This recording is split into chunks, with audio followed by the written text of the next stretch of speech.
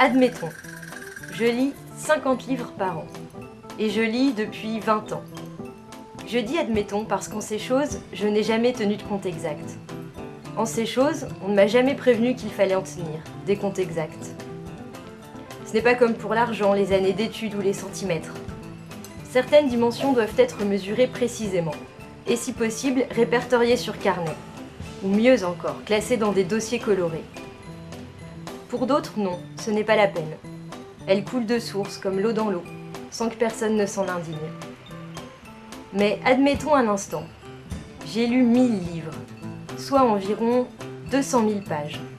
Ou encore, si l'on compte 29,5 lignes par page en moyenne, 590 millions de lignes. C'est-à-dire au total, exactement 49 843 637 mots. Auxquels il faut ajouter les lectures secondaires, articles, affiches, panneaux, étiquettes, modes d'emploi, etc.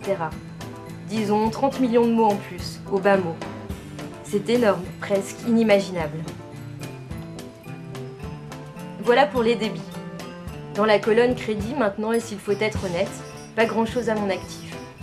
Quelques devoirs scolaires, des lettres probablement, plusieurs tentatives littéraires, peut-être 500 000 mots, 600 000. Allez, s'il faut être honnête, disons 550 000.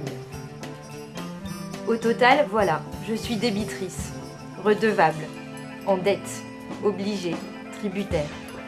Et il ne faut pas croire ici que les comptes soient simples affaires bancaires, pour ainsi dire inessentielles à qui connaît la vraie valeur des choses. Il ne faut pas croire non plus que les chiffres soient naïvement quantitatifs. Non, il est des mathématiques profondes, et des budgets existentiels. C'est pour ça que j'écris, pour l'impossible acquittement. Et s'il faut être honnête, j'avoue qu'il m'arrive de rêver, mais parfois seulement, parfois, dans mes songes les plus fous, il m'arrive même de payer des intérêts.